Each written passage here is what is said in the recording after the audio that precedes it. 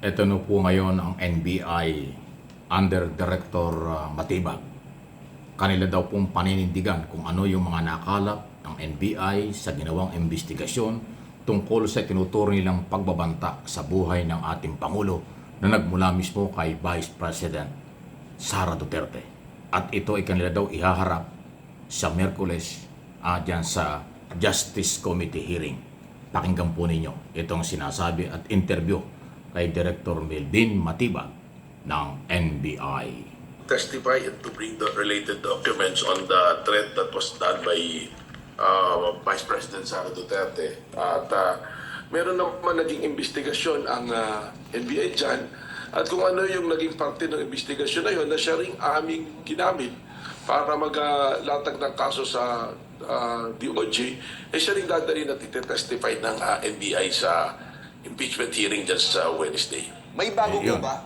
May bago kayong hawak na mga ebidensya, testimonya na hindi pa lumalabas sa publiko na sa tingin ninyo magiging matibay para sa isinasagawang impeachment hearings ng Justice Committee? Well, gaya ng sinabi ko, no, yung dadaling nating ebidensya dyan kung ano yung nakapaloob na dun sa kasong ipinail natin dun sa DOJ. Okay. So kung dun sa may bago, ang masasabi ko lang dyan ay continuing kasi yung investigation na yun because we treat yung threat na ginawa ng Vice President also as a continuing threat. Yes. Dahil malinaw doon, sinabi niya, meron na siyang hinire para gumawa ng pagpatay kung may mangyayari din sa kanya. So, it is a continuing investigation on that matter kasi hindi pa natin nahanap at na-identify kung sino yung kanyang kinausap para sa pagsasagawa ng sinasabi nating krimen. Having said that, sir, kumpiyansa ba kayong mapagtitibay nitong inihain ng NBI sa DOJ? Last year, nareklamong grave threat at inciting to sedition laban sa bise.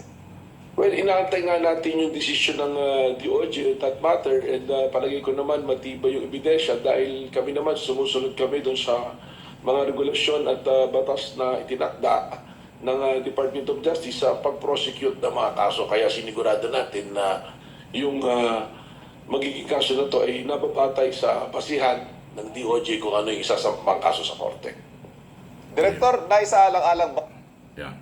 na sa naging pahayag noon ng bise, sinabi niya yan na may context na kapag pinatay raw siya, kaya siya kumbaga nag-contract ng killer to do those things. May value ho ba yun? Yung sinabi niyang may context yun? Well, may value yun kasi ano yan actual threat yan Hindi naman parang biro-biro lang yan kasi sinabi pa niya paulit-ulit, no joke Kaya naniniwala kami na mabigat yung kaso na yan at kumpleto ang elemento ng kaso sa kanyang ginawa na pagbabanta sa pamilya at sa tatlong taong nabanggit doon. May natukoy na ho ba kayo na lead o kaya may, yung sinasabing kinontrata daw ng bise para yun nga, i-carry out yung killings na yun should something happen to her?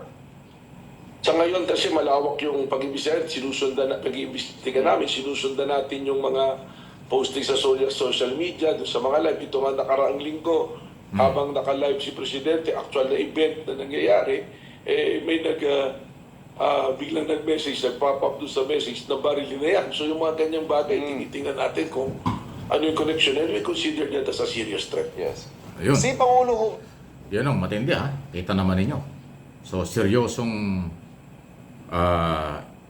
inimbestigahan at hindi ho binawal. Active threat pa rin ang turing ni Director Matibag dyan ho sa ginawang yan ni Vice President Sara Duterte. Hindi naman ho kasi pwedeng i-deny yan kasi inamin niya talaga.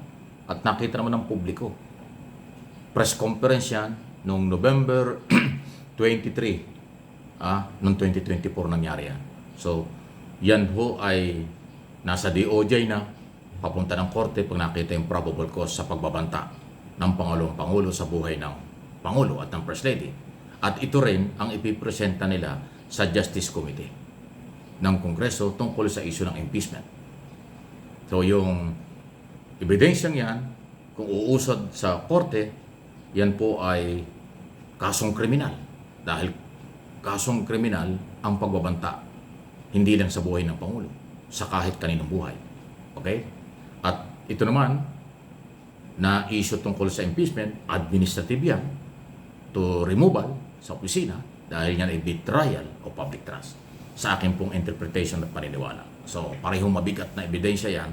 Kung uusad, magiging ground yan ng mga otoridad kung ano ang kanilang gagawin.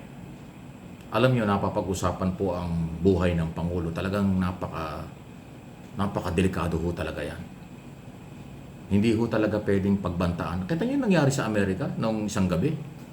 Nandun sa isang napakahalagang meeting si President Donald Trump.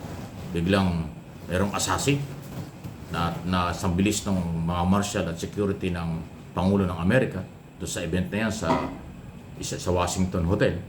Nandun ho yung mga reporter kasi White House Correspondent Association yung kadiner ng Pangulong Trump, bigla hong mayroong ganon. Nahuli yung suspect. Maraming armas na dala. Nagkaroon ng shooting talaga. Di ba? Yun po yun. Talagang threat, lagi ang buhay ng Pangulo sa kahit saan lugar sa buong mundo. Kaya nga pagka meron nag-try sa buhay ng Pangulo or may nagplano, ikinukonsidera yan na napakabigat. Yan po ay krimen, yan po ay active threat ang pagbabanta. Di lalo na pag ginawa, lalo na may inutusan. Tapos sasabihin pa, no joke, no joke. Kaya nga ang description ng iba hindi normal napahayag ng isang opisyal ng gobyerno, Vice President. Ulitin ko, public knowledge na po ito. Alam na ng taong bayang ginawa niya yan at hindi yan pwedeng i-deny. Yan pala yung magiging isa sa mga ebidensya sa impeachment at sa kasong kriminal na nakapile sa Justice Department at sa Kongreso. Magkahiwalay. Pero mga dokumento, video na record ng NBI na gagawing basihan sa dalawang kaso. Removal, pagtanggal, ma-impeach bilang Vice President at kaso sa korte. Ayan po yan. Hindi yan fake news. Hindi tayo gumagawa ng fake news. Ang nagsasabi lang na fake news itong ating mga topic, yung tinatamaan. Yung kapartido at kaalyado ng tinatamaan. Wala akong pakialam dyan. Bahala kayo. Ang pinagbabasihan natin, law enforcement agency like NBI at Justice Department. Malinaw naman yung tanong. Thank you sa GMA News. Kasi basta lehitimong media, lehitimong balita, sa medyang lehitimo rin natin maririnig ang marami dyan. Kaya kung kayo galit doon sa mga nagbabalita at nagtatanong ng ganyang klase mga balita, hindi nyo alam ang trabaho ng media. Iba ang media kaysa social media. Pareho kung pinagdadaanan niya at pinagdaanan, kaya ho, naikukumpara ko. Kaya yung lehitimo mga media, GMA News, lahat-lahat yan, napakarami.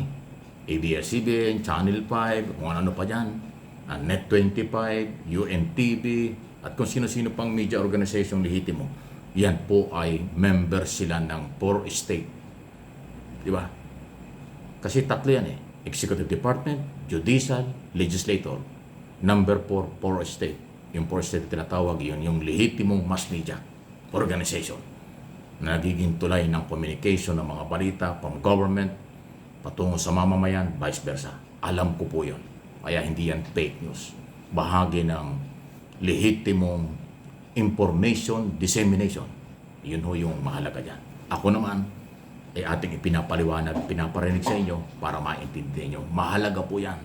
Pero siyempre, sa tamang venue, lugar, ang pagpapatotoo at pagpapatunay yan.